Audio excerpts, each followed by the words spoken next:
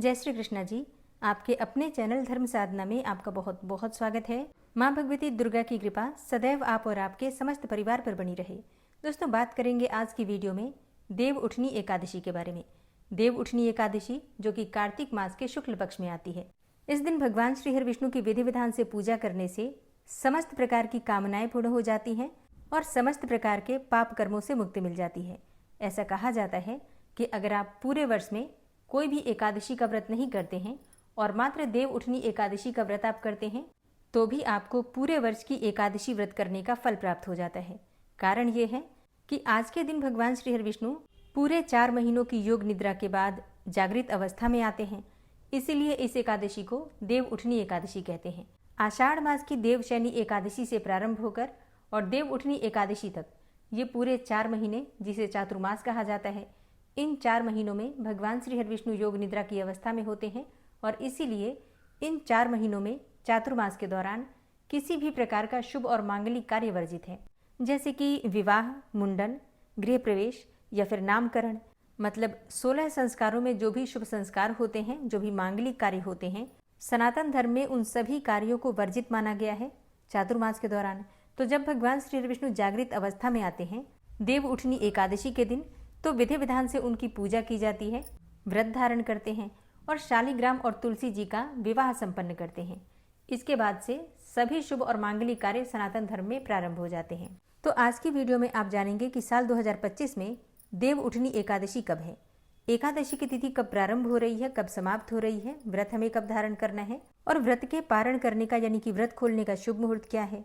आज के दिन किस प्रकार से भगवान श्री विष्णु की पूजा आराधना करें, किन मंत्रों का जप करें, कौन सा उपाय करें, किस प्रकार से उनकी आराधना करें कि इस व्रत का संपूर्ण फल हमें प्राप्त हो और जिस भी कामना से व्रत धारण करते हैं हमारी वो कामना पूर्ण हो, इसके लिए आज विशेष क्या करें और तुलसी और शालिग्राम का विवाह कब करें, ये संपूर्ण जानकारी आपको आज की वीडियो में शेयर करूंगी। तो बहुत महत्वपूर्ण है आज की वीडियो, पूरा जरूर देखिए।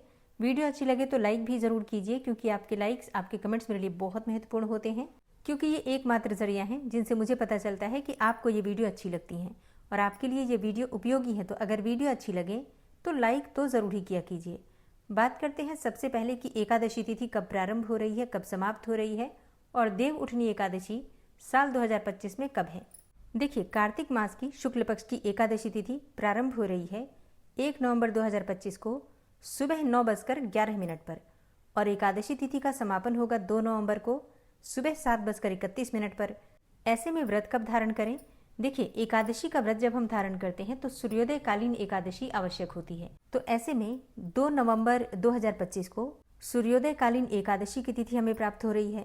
तो देव उठनी एकादशी का व्रत हमें धारण करना है 2 नवंबर 2025 को, क्योंकि देखिए 1 नवंबर 2025 को जो एकादशी की तिथि आपको प्राप्त हो रही है वो दशमी युक्त एकादशी है, क्योंकि सुबह 9:11 तक दशमी रहेगी, उसके बाद एकादशी का प्रारंभ होगा। तो ये शुद्ध एकादशी नहीं है, इसे दशमी विद्या एकादशी कहते हैं और दशमी विद्या एकादशी का व्रत करने से पुण्य समाप्त हो जाते हैं। तो एकादशी का व्रत हमें धारण करना है 2 नवंबर 2025 को। ठीक है, चलिए बात करते हैं 2 नवंबर के शुभ मुहूर्त के बारे में। तो देखिए, इस दिन सूर्योदय काल का समय है सुबह 6:33 पर और सूर्यास्त का समय है शाम को 5:34 पर और एकादशी के दिन ब्रह्म मुहूर्त में स्नान करना चाहिए। तो ब्रह्म मुहूर्त का समय है सुबह 4:50 से सुबह 5:41 तक। अमृत काल का समय है सुबह 9:28 से सुबह 10:59 तक। और बात करें अभिजीत मुहूर्त की, तो अभिजीत मुहूर्त का समय है सुबह 11:42 से दोपहर 12:27 तक। और बहुत ही शुभ योगों में इस बार एकादशी का व्रत है। 2 नवंबर को त्रिपुष्कर योग है, सर्वार्थ सिद्धि योग है, जो कि अत्यंत ही श्रेष्ठ है।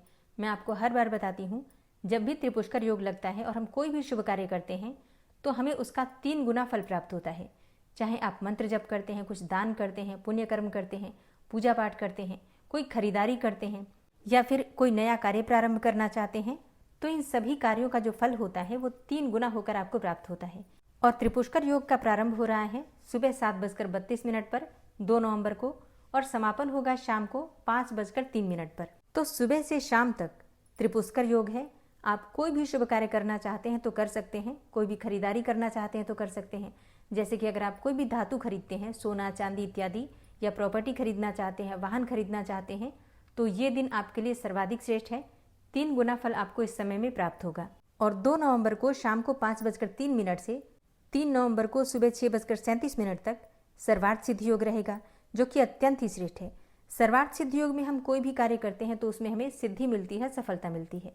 तो अगर हम रात्रि जागरण करते हैं, मंत्रों का जप करते हैं, भजन कीर्तन करते हैं या फिर अखंड दीप दान करते हैं और कोई कामना हो हमारी, तो हमारी कामना बहुत जल्दी सिद्ध हो जाती है, पूर्ण हो जाती है। और भगवान श्री विष्णु की निष्काम भक्ति की कामना है तो भगवान श्री विष्णु की असीम कृपा हमें प्राप्त होती है, निष्काम भक्ति प्राप्त होती है। ठीक है, तो सृष्टि के पालन करता भगवान श्री विष्णु 4 महीनों के बाद योग निद्रा की अवस्था से बाहर आ रहे हैं। विधि विधान से उनकी पूजा कीजिए, मंत्रों का जप कीजिए। इतने शुभ मुहूर्त हैं, अपनी इच्छा के अनुसार आप चाहें तो कोई उपाय भी कर सकते हैं, नहीं तो सिर्फ पूजा करने मात्र से भी आपकी बहुत सारी परेशानियों से आपको मुक्ति मिल जाएगी।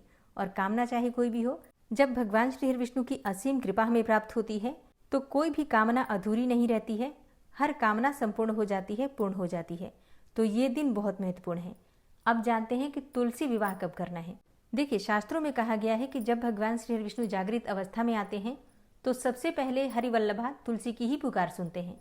तो भगवान श्री विष्णु को जगाने के बाद, उनकी विधि विधान से पूजा करने के बाद तुलसी और शालिग्राम का विवाह संपन्न करते हैं। तो ऐसे में इस बार एकादशी की तिथि आपको 1 नवंबर को भी प्राप्त हो रही है तुलसी विवाह के लिए, क्योंकि 1 नवंबर को पूरे दिन की एकादशी तिथि है, रात्रि में भी एकादशी है। तो ऐसे में 1 नवंबर को भी एकादशी तिथि मानी जाएगी। और बहुत सारे ऐसे मंदिर हैं, बहुत सारे ऐसे संप्रदाय हैं जो 1 नवंबर 2025 को एकादशी का व्रत भी धारण करेंगे। तो अगर आप ऐसे संप्रदायों से जुड़े हैं जहां पर कि 1 नवंबर को एकादशी का व्रत धारण किया जाएगा तो आप बिल्कुल कर सकते हैं, क्योंकि जैसी गुरु की आज्ञा होती है या फिर जिस भी संप्रदाय को हम मानते हैं उनके अनुसार उस दिन पर हम व्रत धारण करते हैं, पूजा करते हैं। तो अगर आप जिस संप्रदाय से जुड़े हैं या फिर जिस गुरु को मानते हैं वो 1 नवंबर 2025 को एकादशी का व्रत कर रहे हैं, देवउठनी एकादशी का, तो आप लोग भी कर सकते हैं। ठीक है, क्योंकि गुरु आज्ञा का उल्लंघन नहीं कर सकते हैं। तो ऐसे में देवउठनी एकादशी 1 नवंबर और 2 नवंबर दोनों दिन मानी जाएगी। आप अपनी सुविधा के अनुसार, अपनी इच्छा के अनुसार या फिर गुरु आज्ञा से जो भी दिन आपके अनुकूल हो उस दिन व्रत धारण कर सकते हैं। ठीक है, वैसे 2 नवंबर को एकादशी का व्रत करना श्रेष्ठ होगा, क्योंकि इस दिन द्वादशी युक्त एकादशी है और द्वादशी युक्त एकादशी सर्वोत्तम होती है। बाकी आपकी अपनी इच्छा है। ठीक है, और तुलसी विवाह आप 1 नवंबर को भी कर सकते हैं क्योंकि पूरे दिन की एकादशी है, और 2 नवंबर को भी कर सकते हैं। वैसे 2 नवंबर को अगर आप देखें तो रविवार का दिन पड़ रहा है और रविवार के दिन तुलसी पूजा हम नहीं करते हैं। तो ऐसे में बहुत सारे भक्तों के मन में संशय होता है कि 2 नवंबर को तुलसी विवाह कैसे करें। तो आप चाहे तो 1 नवंबर 2025 को शनिवार के दिन तुलसी विवाह कर सकते हैं, या फिर जैसे कि शास्त्रों में कहा गया है कि एकादशी से लेकर और पूर्णिमा तिथि तक किसी भी दिन तुलसी विवाह संपन्न कर सकते हैं। तो आप अपनी सुविधा के अनुसार देख सकते हैं। और अब जानते हैं कि एकादशी व्रत का पारण हमें कब करना है। देखिए, एकादशी व्रत का पारण हम करते हैं द्वादशी तिथि में, और द्वादशी तिथि प्रारंभ हो रही है 2 नवंबर 2025 को सुबह 7:31 पर, और द्वादशी तिथि का समापन 3 नवंबर को होगा सुबह 5:07 पर। तो ऐसे में सूर्योदय काल में आपको द्वादशी तिथि 3 नवंबर को नहीं मिलेगी। तो अगर आप व्रत धारण कर रहे हैं 2 नवंबर को, तो व्रत का पारण आपका होगा त्रयोदशी तिथि में। अब जैसा कि इस बार 2 दिनों की एकादशी है, देवउठनी एकादशी 1 नवंबर को भी है, 2 नवंबर को भी है। तो अगर आप 1 नवंबर को व्रत धारण कर रहे हैं एकादशी का, तो व्रत का पारण हमें कब करना है। देखिए, हरिवासर की समाप्ति के बाद ही आप व्रत का पारण कर सकते हैं, और 2 नवंबर को हरिवासर समाप्त होगा दोपहर में 12:55 पर। तो जो भक्त देवउठनी एकादशी का व्रत कर रहे हैं 1 नवंबर 2025 को, उनके लिए पारण का शुभ मुहूर्त है 2 नवंबर 2025 को दोपहर 1:11 से दोपहर 3:23 के बीच में। ठीक है, तो व्रत का पारण आपको इसी समय में करना है। इससे पहले जैसे कि सुबह उठकर आप द्वादशी तिथि में पूजा कर सकते हैं और दान वगैरह भी कर सकते हैं, फलाहार कर लीजिएगा, और दोपहर तक आपको अन्न का सेवन नहीं करना है। अन्न का सेवन आप करेंगे दोपहर में जो पारण का शुभ मुहूर्त है उसी समय में। ठीक है, और जो भक्त देवउठनी एकादशी का व्रत 2 नवंबर को धारण करेंगे, उन्हें पारण करना है 3 नवंबर 2025 को। तो आपके लिए पारण का शुभ मुहूर्त है 3 नवंबर 2025 को सुबह 6:34 से सुबह 8:46 के बीच में। ठीक है, व्रत का पारण आप शुभ मुहूर्त में कीजिएगा, तभी आपके व्रत का संपूर्ण फल आपको प्राप्त होगा। तो कार्तिक मास की देवउठनी एकादशी 2 दिन है, 1 नवंबर को भी और 2 नवंबर को भी। तो आप ये व्रत कब कर रहे हैं, कमेंट बॉक्स में जरूर बताइए।